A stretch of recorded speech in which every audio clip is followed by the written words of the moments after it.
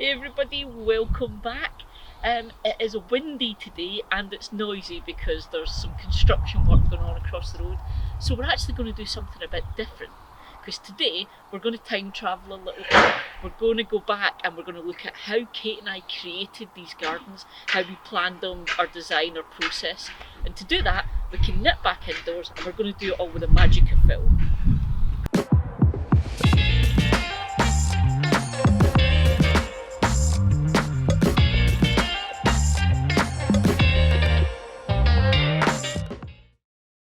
So what we're going to do then is we're going to have a bit of fun. We're going to take a wee trip through time of the garden and how it progressed and how we did stuff.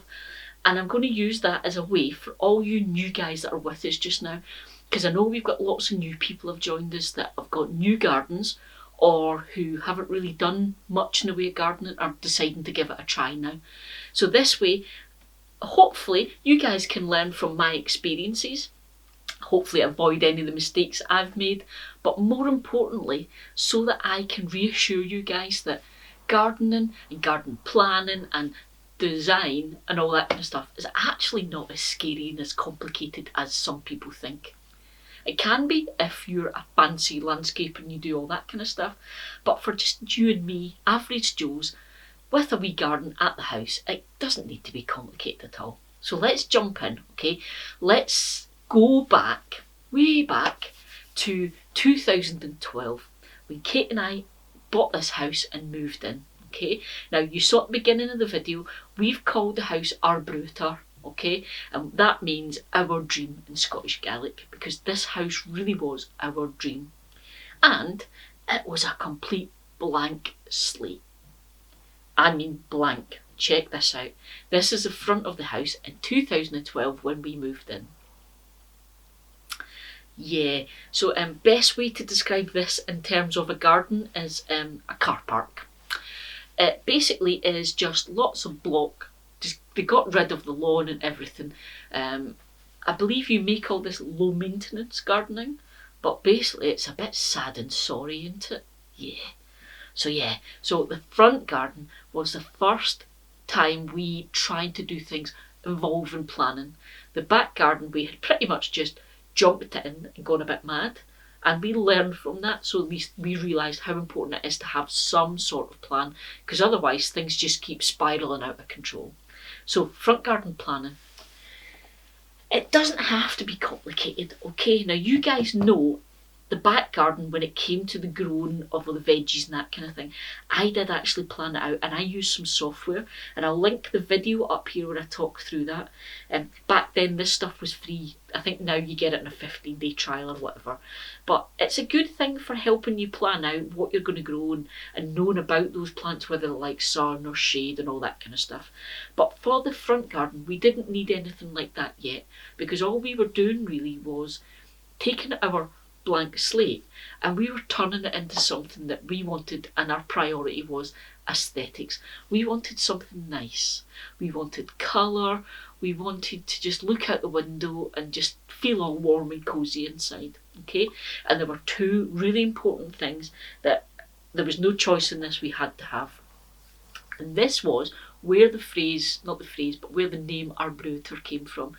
The reason we called the house our dream is because we both had dreams about what we would have in our house and our garden, and for Kate there were two things she needed outside in the front garden. She wanted a lawn and she wanted a Japanese maple, okay, specifically one with red leaves. So that's what she got. So we looked at this and Kate said, right, looking round our street and our neighbours' houses, everyone has got the kind of standard big square front lawn. They've usually got a tree in the middle and maybe some shrubs at the house. Okay, that's kind of pretty standard for suburbia, isn't it? You go for a walk and you'll see that everywhere. So what Kate did was she did a quick doodle on a notepad, just literally no fancy paints and awesome artwork. She just did a bit of a doodle with some notes. Okay, and this is it here. And what she said was, let's not go square, big square lawn, let's have some fun. And she decided, although the front area is a square area, she decided let's break it up a bit. And she put a rockery and a shrubbery at either side in a diagonal, so the corners of the square, and then she put the lawn in between those, which meant the lawn became this kind of long, oblongy kind of shaped lawn between those two areas. And that was like, okay.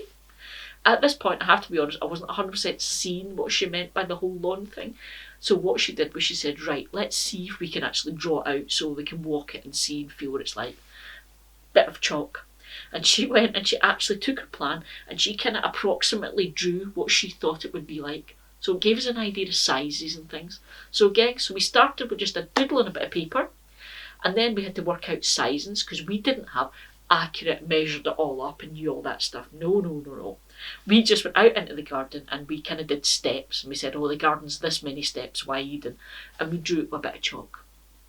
And that's how we started. And what we realised was those nice straight lines and curved lines that Kate had in her doodle, it would actually be easier to not do that because we had this monoblock and we were going to lift it and some of it and leave some of it, and the some we left was going to create the borders and paths and that kind of thing. And because it's bricks or blocks, it formed that zigzaggy feel. So yeah, that then informed our doodle and our plan, and that's what the garden became. So this is the start. Okay, so here we go. Blank slate, empty garden. And then these are the first beds going in. So we had to lift the monoblock and then dig what the sand and everything that was underneath and break it all up and add in all the soil and stuff. Now, what we decided on was a rockery and a shrubbery. And the rockery we did first.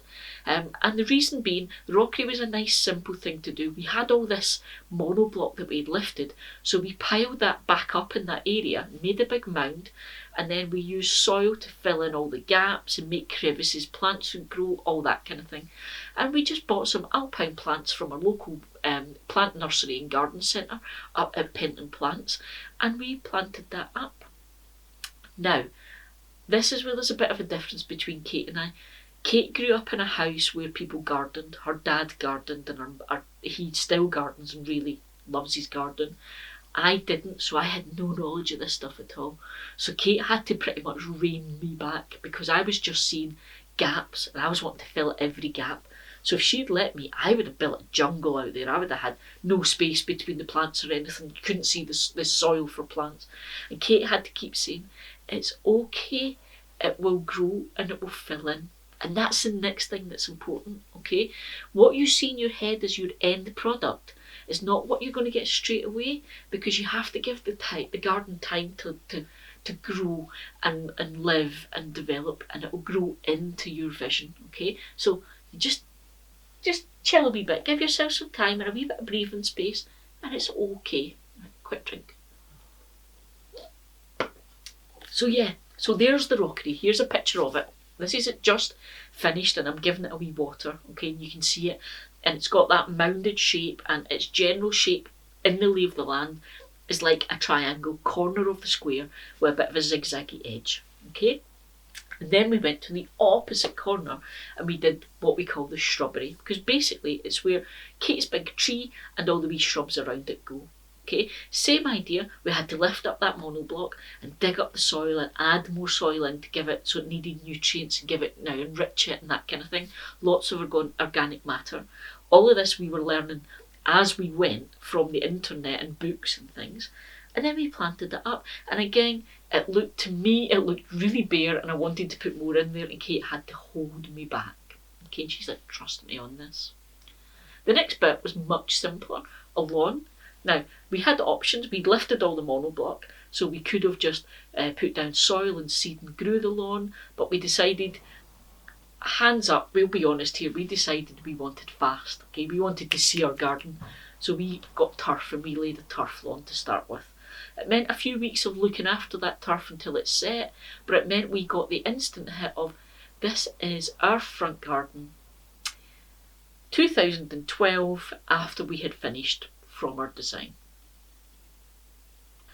I think it's awesome. So we had the lawn, we had the rockery, the shrubbery, we still had all the pots along the front of the house, but we decided, can't remember if it was straight away or if it took us a little bit, but we decided rather than pots, it was actually set up to be a flower bed. There were actually sort of dividers. So we just took all of the little sort of gravel, or what we call chuckies in Scotland. We took all of that out and we planted up, and we put some big grasses and shrubs and things in there just to break up the lines of the house and add some colour. All the things that are in there are evergreen, so they stay in leaf all year round, and it just softens up that big red box that we moved into. So that is the story of our front garden and how we set up the start of our house and arboured our dream. Designing your front garden doesn't have to be difficult, it doesn't have to be fancy, you don't need fancy software and things to do it. A bit of paper and a pen will do you fine. All you have to do is be patient. I'm not going to take you through the back garden just now. We'll maybe do the back garden another week, because the back garden had a lot more to it. That's it for this week's, guys. I hope you had fun just in a little bit of going down memory lane with me and getting to see the garden before you guys were introduced to it here on YouTube. As usual, if you liked this video, give it a thumbs up, subscribe to get notifications of videos I do, and hit the wee bell if you want to be notified every single time a video comes out so you don't miss anything. And for those of you who were asking, the reason that you'll see me saying to you about hitting like and commenting and things is because that's how the YouTube algorithm works. The more you like and comment and interact with the videos, the more YouTube will actually recommend these to other people and other new gardeners out there. So it helps to get these videos out for other people like us that find them useful. But yeah, that's me for this week. I hope you're all having a fantastic week. Whether you're locked down or you've maybe had the restrictions eased a little bit, just be careful and stay safe out there, guys, okay? I hope everybody is happy and healthy, and I'll see you next week. See you guys.